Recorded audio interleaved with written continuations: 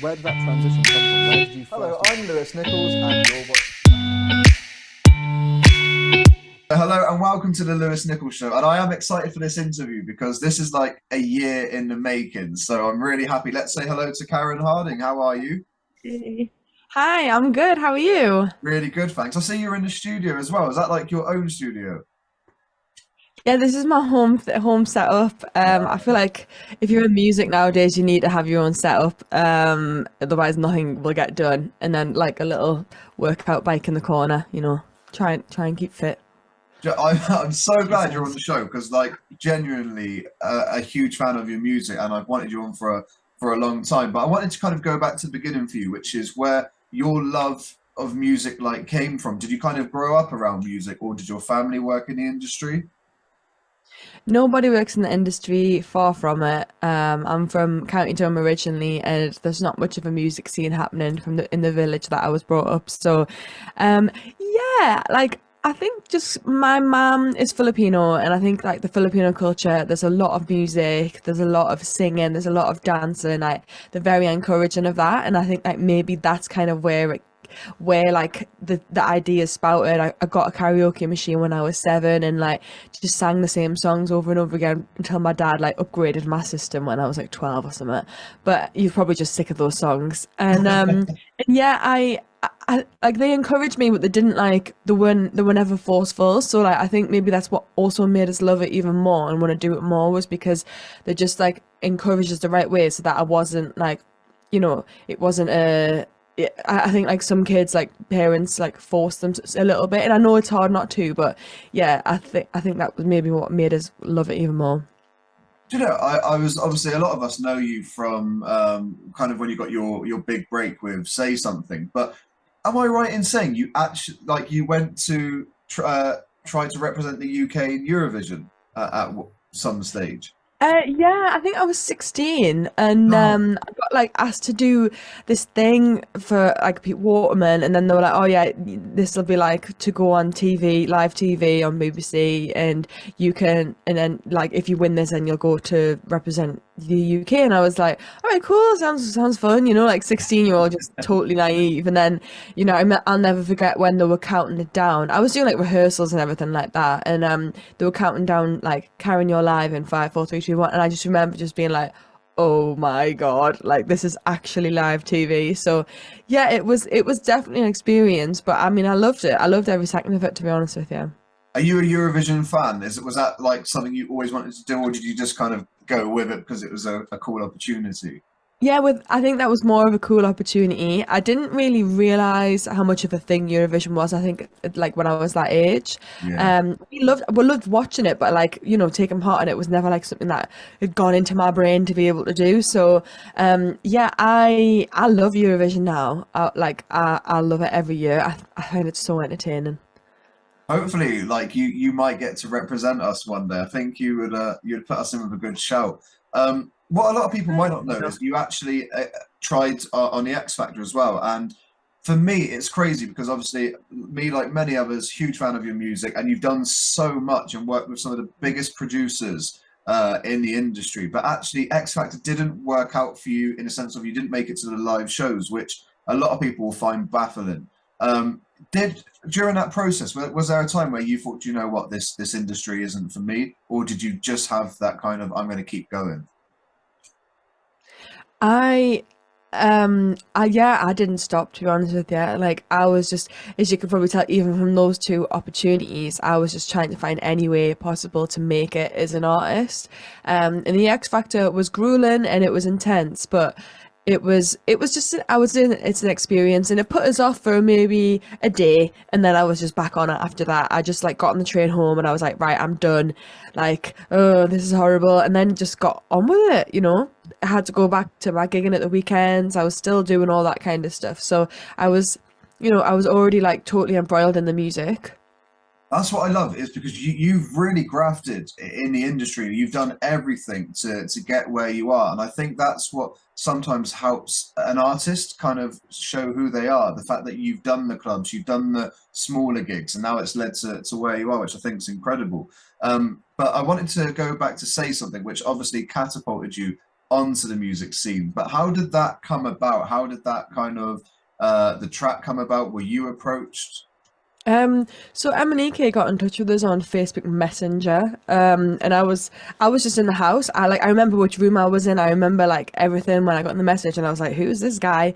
Looked him up, and yeah, saw that he'd been working with like a few people, but not like he wasn't massive. He was still so young. I think he was like maybe like 16, 17 when he approached me, and I went down to London, we did a couple of songs, and I was like, oh, this is cool, like, this is really nice. And then a couple of like weeks after, I was like, oh, look, I want to come back again. But obviously it was like a 4-hour train ride for me. Like, it was expensive. I didn't have loads of money. Like, so I was saving up, and I was like, right, can I come down? So he's like, yeah, come down. And then I went to, I texted him, I was like, oh, I'm just on my way down now. I'm past York, so I can't get off. And he's like, oh, sorry, I'm going to have to cancel the session. And I was like, no, you can't cancel the session. I've paid for this train. I can't like turn back now. I'm going to be in London in like 2 hours. So, you know, like, even if we do, what time did I say? I was like, even if we do 6 till 9, then I'll get the last train home back to Durham. And he's like, all right, okay, cool. So when I got there, sweating because I was like rushed off my feet, like I think 2 of the lasses from Little Mix were just sat in the studio, and I was like, oh, right, so that's why, because he had to do something with like the girls, like, and here's me just like, hiya. And then we had 2 hours. I went to the loo, came back, and he'd already written like the chords and like the beat, like the kick, and yeah, and I remember just sitting in the back of the room, just being totally just baffled by everything that's just went on over the last couple of hours. And I wrote down "say something," just the words, because I was like, "Come on, Cara, say something," because I just felt the pressure. He turned around, he's like, "What have you got? What have you got?" And I was like, "I got nothing. I've written down "say something." And he went, "Oh, what about if you want to say something, say it out?" And I was like, "Yeah, sounds good. Yeah." And then like it just all came together so quickly after that. And then we were finished writing it, and then I was like, right, are you gonna sing it then? And he's like, no, this is your song, Karen. I was like, no, this is your song, because I can't sing that, like the riff thingy. And he's like, no, Karen, this is your song. So we slowed it down, and he worked us through it and stuff, and like taught us how to do it. And yeah, and I'm so glad that I did sing it, and that he was the one who forced us to do it. And that, you know, I remember catching the late, like it was at 10 o'clock, so I don't think I got into Durham till like 1 a.m.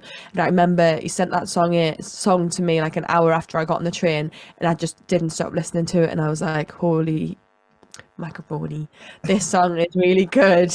I just, what am I gonna do? What am I gonna do with this song? Like, I don't know what to do. I'm just like, I've always wanted to like have good songs, but surely this is a special record, like, to myself. But he had a way in, and he played it to like a couple of his friends, and somebody, All About She, they played it in a mini mix on Radio 1. And I remember I was doing a gig at like a function party, Christmas function party, and someone texted us like, I'm sure that your voice is on the radio right now. And I was like, what? And then listened back, and it was me. And then I got record labels reaching out. So yeah, sorry, that was a really long-winded way of saying it, but yeah, that's like, it was all so. And that when it got played on Radio 1 was probably like a year and a half after we'd written it. So it's just all so like, yeah, it all sounds like it happens overnight, but it really doesn't. It takes so much time sometimes. I love that, because I did not expect that to be the story behind the song. So that's incredible, especially the fact that you didn't have anything to kind of to give at that time, and then he comes up with it, and then look, Yeah. you know, it's become one of the biggest tracks. For you, when that kind of catapulted you onto the music scene, how was that? Because that's kind of like a new world for you, in a sense of being more mainstream. So was that something you enjoyed? Did it add a certain kind of level of pressure? Because the song did so well. Did that add pressure for the rest of your songs to do just as well? Yeah, I definitely look back at that time and think I put way too much pressure on myself. But I was also like overworked. I was gigging all the time, doing all sorts of things on like evenings, and then doing sessions during the day, and I just had nothing to give. And I think the main thing was pressure. And I always say that to people who are signing record deals now. I'm like, you know what, just don't put pressure on yourself. Just do exactly what you're doing now before you sign the deal, because like otherwise it can really affect you, you know. Well, obviously, you're back this year. You released your album, which I know is something that I guess you've always wanted to do. That it's kind of like a bucket list thing to Yeah. release your own album. So tell us about that process. How long in the making was like? How long did you work on it? It's been like about a year that we started really like finalizing everything and getting all the songs together, and it was really hard to pick the songs. But yeah, I picked songs that like I've loved throughout my whole career since Say Something. So Take Me Somewhere, for example, was written in 2014. And then like a few other ones were written around that time, and then more recent ones too. So like it was just songs that I just really loved that I wanted to share with people. And I think because I got that chance, I was like, right, stuff it. Let's just put everything on there that I love. Selfish. My favorite is "Undo My Heart." I love it. That's Thank the you. track for me. Thank you. Definitely one of my favorites as well, purely because it like I felt like it just resonated with me as like an artist. And that was like probably one of the first tracks in Say Something that I did that with, that I felt like I did it with. Do you sometimes find it on an album, for instance, as an artist, you've got a deep connection with the lyrics and what you're actually putting out? Does that add some kind of nerves in the sense of, oh, how are other people going to perceive this? Because it means so much to you and you're kind of putting it out there for all of us. So does that add a certain level of nerves or pressure for you? I just try not to think about it. Like I was like, right, it's out now, it's done. I listened to it when it first came out on like through Spotify, and I was driving, and I was like, right, that's pretty good, well done, Cass. Like, and that was about it, really. Like, I try not to like look at numbers. I try not to think Yeah. too much about it because at the end of the day, like I just want to create, and I just want to like show people what I'm creating. So if that's like this is just how it works, but like it's a good thing. What's next for you now? So what does kind of 2024 look like? Have you got anything that you can tell us about that you will be working on? Um, 2024 is looking pretty good. I mean, it's at the minute like I feel like I'm at the end of a chapter, which is it's so strange. Like having the album out there, being like, oh, so what happens now? Like, what should I do now? I've been so focused on it. So yeah, just starting to like work on things now for next year.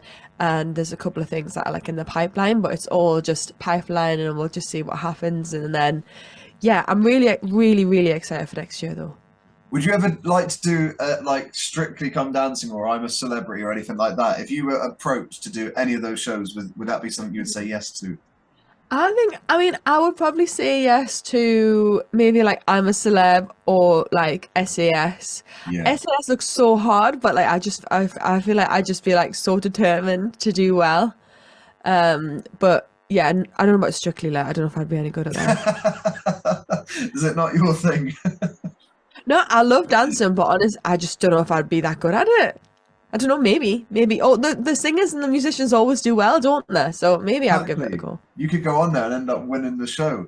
Yeah, I'd do Karen, that. honestly, I've wanted you on for such a long time because as an artist, I think you've just got it all in the sense of writing and what you produce as well. And a lot of people are able to connect with your tracks as well. I think Thank everyone can, like you mentioned earlier about a lot of the tracks kind of resonate with you, and I think that's the same for everyone. So thank you so much, and please keep releasing more music because we love it.